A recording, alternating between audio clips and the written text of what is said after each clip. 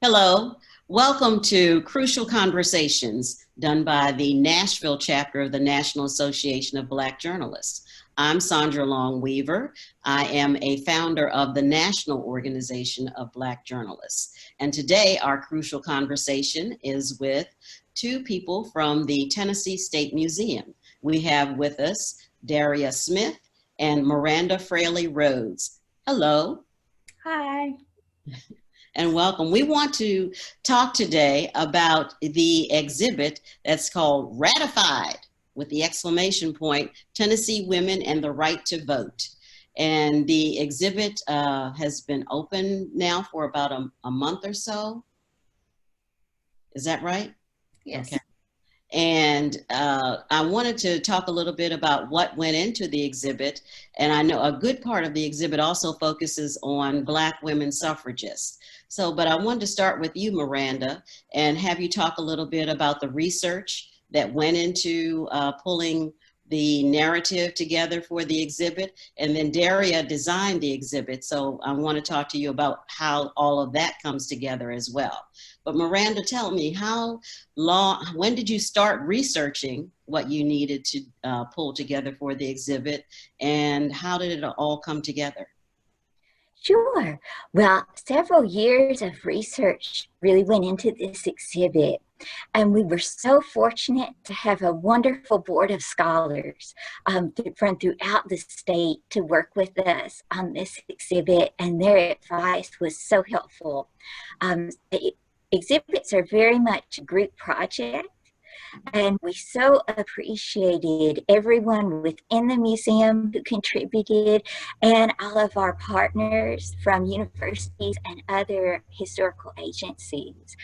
So we really put a lot of time into trying to learn about different aspects of the suffrage movement. And we wanted to tell a story that really represented the diversity of the suffrage movement, that was a statewide story, and that also really looked at women's political activity and put it in context, both before women received the right to vote and after, really up until the modern civil rights movement of the 1950s and 60s. So what did women do with the vote after the 19th Amendment was ratified, and what challenges did they continue to face? So it was a wonderful book. So you started probably around the 1840s and brought it up through 1920 and then to the 1960s. So you really covered almost a century and a half of Yes. what women have been doing. Okay. Oh, that's pretty cool. And we know, I should start out, so Tennessee was the last state to ratify the 19th Amendment, and that took place on August 18th, 1920. Is that correct? And there were 36 states had to ratify? Yes. Okay, wow, okay. All right, and so let me switch to, well, tell us a little bit more. And you said several years went into the research. So how did you find, and you had a board of scholars as well as people from the museum. So how did all of that group come together? Because it is a statewide effort that went into it, and the story you tell. How many women did you actually talk about in this exhibit? Oh, very many. And one thing that we really appreciated getting to do was both to study the secondary literature on the movement, so things historians have written about, and then also really dig into the primary source materials, things like newspapers. And that was so exciting to get to see the words of suffragists themselves and the debates about votes for women in the state. Oh, wow. Okay. Yeah, I bet it was. And let me ask you, Daria, so how did you begin to take this information? How did you begin to visualize what the exhibit should look like? So like Miranda was saying, that making an exhibit is a very group project effort. So we partnered with a design firm, Solid Light, out of Kentucky, just to kind of, was a huge show. It's two gallery rooms, I think 8,000 square feet, and it's going to be up for a year.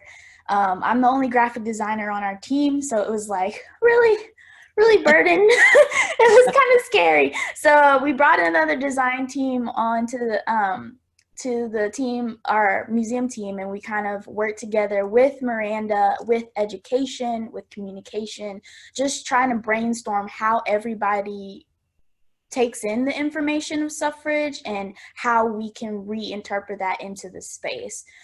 So it was a lot of brainstorming, a lot of getting through the weeds of like how we really want people to interpret and to understand and come out feeling when they get into the exhibit. We did that for a couple months before we really got the plan that we wanted to execute. Okay, so in addition to the couple years of research, there was also several months of actually thinking about what this should look like. And you said you wanted to have how did you want people to feel when they leave the exhibit? Yeah. And what was that conclusion? How do you want people to feel? We really want them to be inspired by all of the action that these women took to get the right to vote. We think that voting is a right and a privilege to be able to take and have a voice in our own government, and for that to be only subjected to men, showing that story of how women and we fought for that vote kind of resonates with a whole bunch of the struggles that we are still having today with minorities and immigrants gaining the right to vote. So I think it reflects a lot of what's happening today, and we hope that it inspires them to go out and use that vote for good. November 3rd is coming up very quickly now. So, and this question is for both of you. How did you put all of it together? When you finally came together, what was the first piece that was most important to start with to tell the story? I really think, and Miranda, you can jump in if you want, I really think getting to the ratification, that was the big moment. You know, that was the this is all or nothing kind of moment. So making sure that people were still interested, gaining a lot of background information to lead up to that point was kind of what we were envisioning for the design. We really wanted that to be the main space where people can take in, like, this was happening in the courthouse just down the Bicentennial Parkway. This was happening and everything was going on, and we finally got to do it. And I think that was the big moment that we were trying to get everyone to culminate to. Okay. Miranda? I would very much agree. So exhibit work is really collaborative.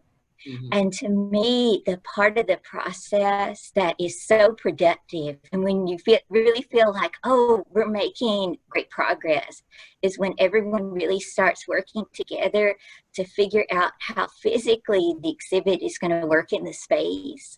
And it's always so exciting to start to see designs of how the space is going to look. And that's just a really positive point in the process. Okay. And tell me now, in your research, the stories about, I think, the white women that were suffragists and the work that they did is a little more available historically. How difficult was it to find the stories of the Black women who were involved as suffragists?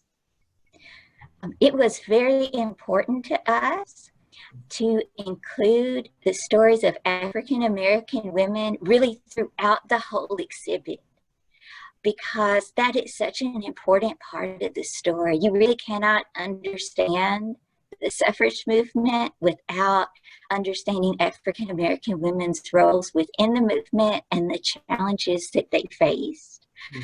So one of the things we did was really highlight some of the African American women suffragists, and also look at the role African American women's organizations played in the movement and really advocating for the vote. So that is highlighted. Okay.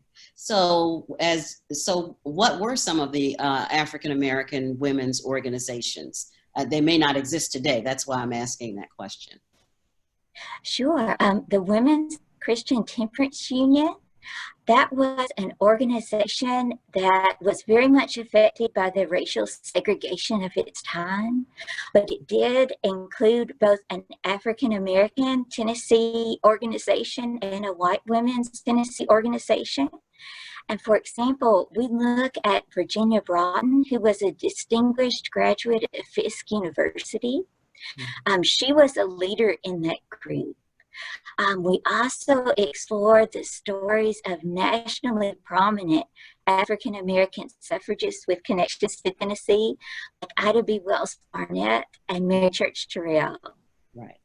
Okay. All right. And so, Daria, let me ask you this. With these women, Black women in mind, whose stories are not as prominent in history, how did you decide that you would display them in this exhibit?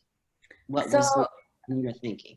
I would like to first give props to Miranda because she did a very beautiful way of blending both stories together so that you don't feel like the African American story is stuck in a corner. I always use that, it's stuck in a corner, because as a museum goer myself, that's kind of all that I've always seen is like, here's the African American story. Okay, let's move on and carry on.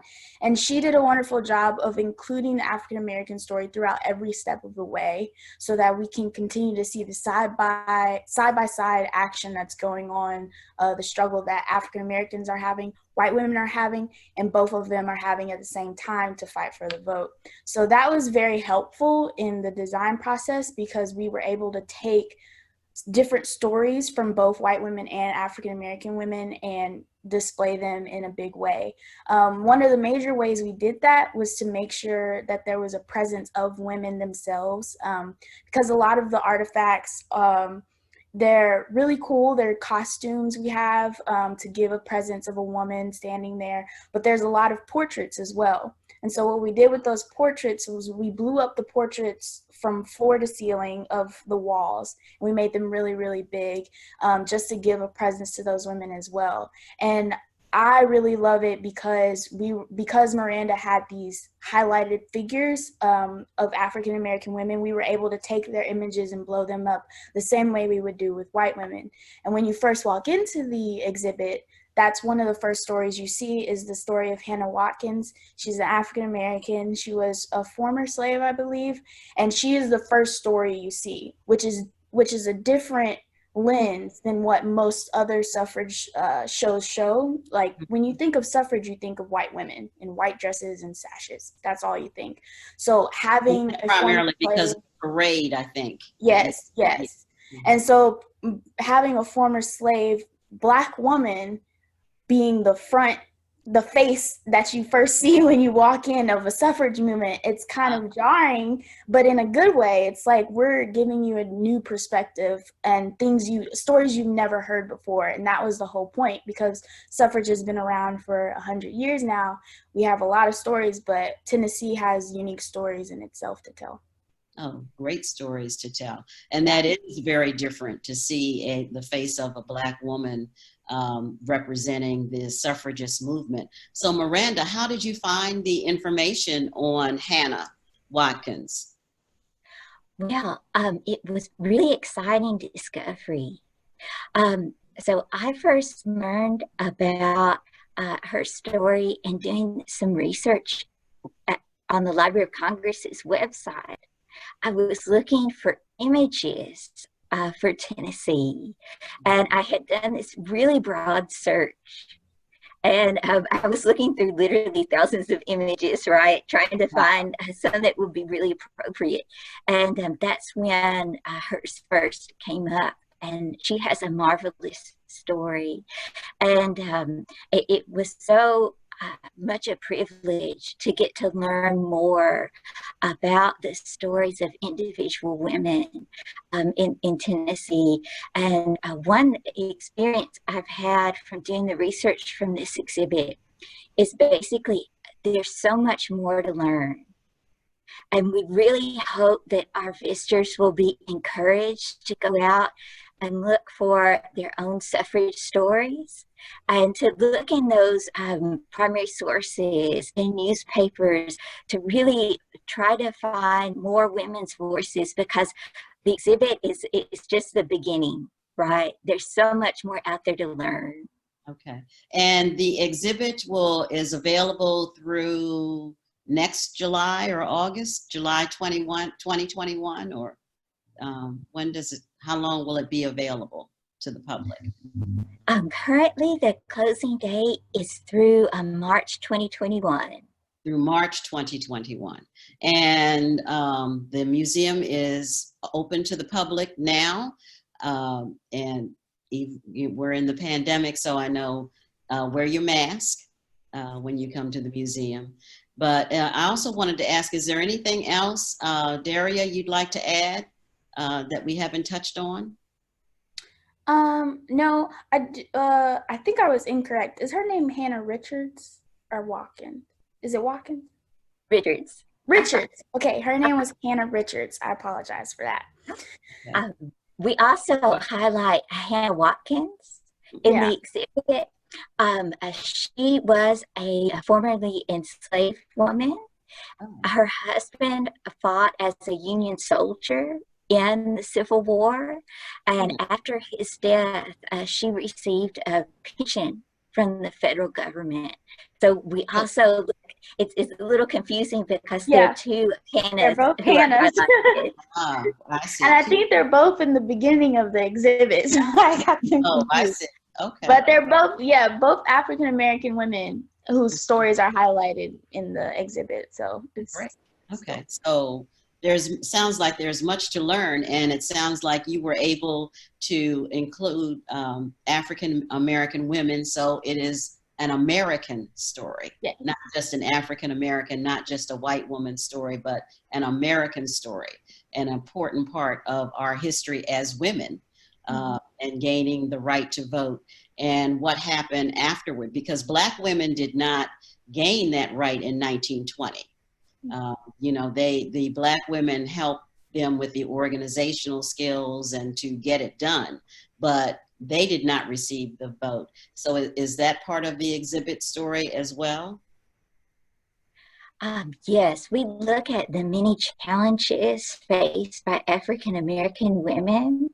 In the last area of the exhibit, we highlight the work of Viola McFerrin.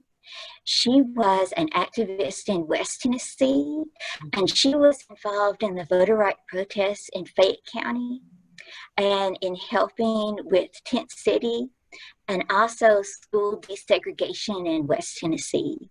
So she is one of our highlighted individuals. Oh, great. Okay. So this sounds like it's a very complete story that it is important for all of us to see. So again, this is an exhibit, Ratified, Tennessee Women and the Right to Vote. That's at the Tennessee State Museum on Rosa Parks Boulevard. And it is there through March 2021. I want to thank you, Daria Smith. Thank you, Miranda Fraley-Rhodes, for being with us today and telling us more about the story of women and getting the right to vote in Tennessee and the important role that they played in encouraging the men to vote to ratify the 19th Amendment.